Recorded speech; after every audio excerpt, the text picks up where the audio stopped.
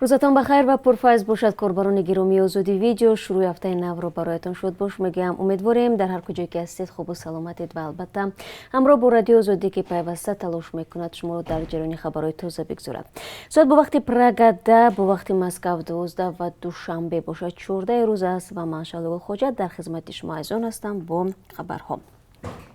ду зани тоҷик ҳамроҳ бо 5 фарзанди ноболиғашон ҳангоми фирор аз паноҳгоҳи алҳавли Сурия боздошт шуданд.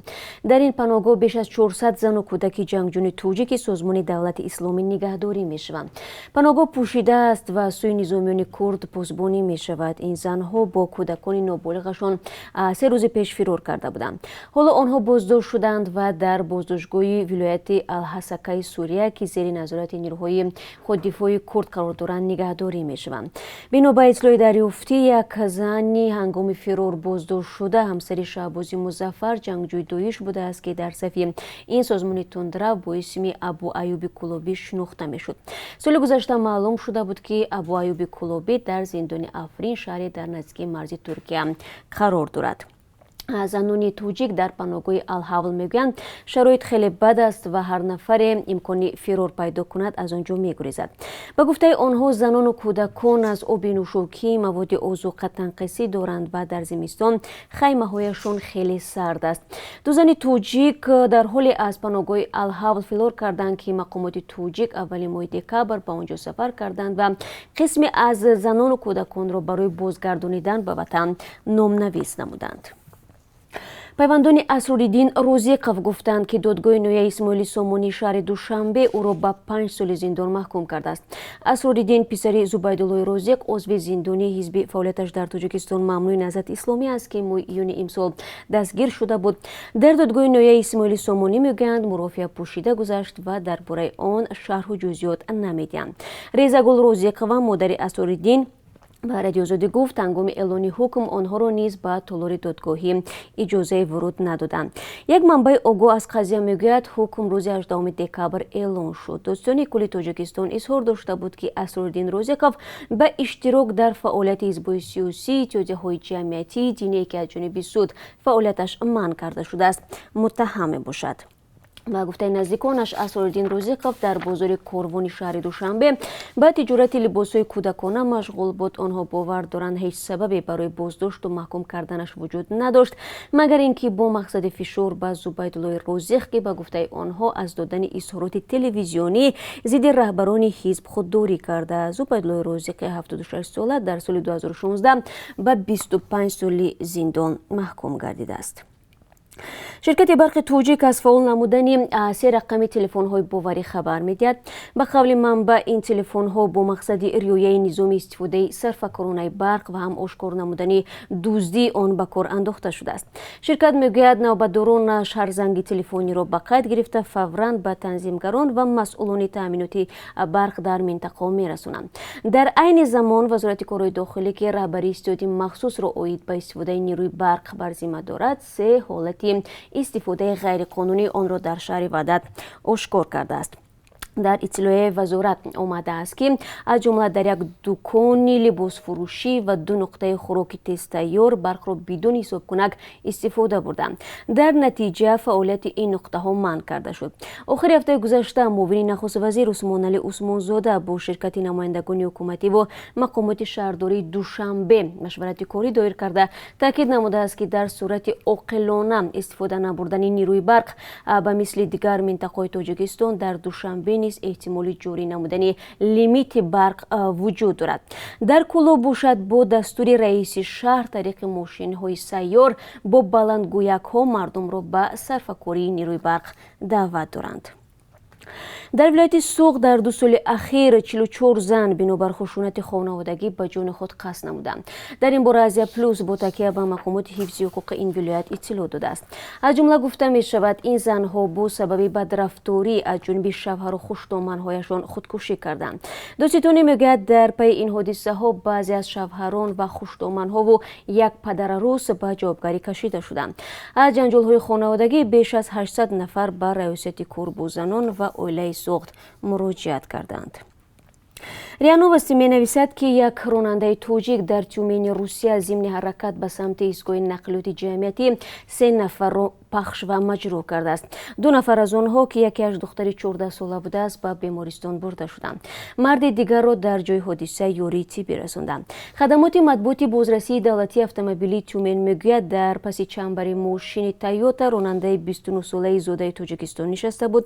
мусофири ин мошин ба нозирони роҳ нақл кардааст ки такси фармоиш дод ва ронандаи он зимни ҳаракат қоидаҳои роҳро риоя намекард. дар ҳамин ҳол достони шаҳри турсунзода вобаста ба қатли бераҳмонаи таксирони 38 сола парвандаи ҷиноӣ оғоз кардааст. ҳамчун гумонбар дар ин ҷиноят як ҷавони 18 сола ва як ноболиғи синфи 11 сокинони шаҳри турсунзодаро дастгир карданд. дар навори телевизионӣ ин ниҳод яке аз боздоштшудаҳо дар нишон додаш гуфт ки ба хотири ба даст овардани пул ба чунин ҷиноят даст заданд. ба гуфтаи ӯ онҳо ронандаи мошини тикоро ки ба мусофиркашонӣ машғул будааст киро карда дар ҷои беодам нахуст бо сим боғӣ мекунанд ва баъдан бо корд заданд. ҷасадро дар ҷӯйбори канори роҳ мепартоянд. онҳо аз дохили мошин як телефон ва 220 сомонии кушташударо мегиранд. ҷасади ронанда рӯзи 10 декабр пайдо карда шуд. имрӯз дар амрико истифодаи ваксинаи зидди коронавируси ширкати Модерна мавриди истифода қарор мегирад. ахиран ниҳодҳои давлатии амрико истифодаи изтирории ин ваксинаро иҷозат доданд. ҳафтаи гузашта амрико истифодаи ваксинаи зидди коронавируси ширкати Pfizer-BioNTechро ҳам иҷозат дода буд. феълан дар амрико афзоиши нигаронкунандаи сирояти коронавирус ва ё бемории COVID-19 ва фавт аз он ба назар мерасад. пандемияи коронавирус дар гӯшаҳои мухталифи олам рушд дорад, вале ташвиши амиқ аз Британия садо медиҳад ки дар он ҷо шакли тағйирёфтаи коронавирус зуҳур намудааст. яке да мамолики дунё раво бо Британияро муваққатан манъ карданд. طبق پیشبینی‌های مقامات توجیک تا سال 2030 اهالی توجیکستان به 11 میلیون خواهد رسید.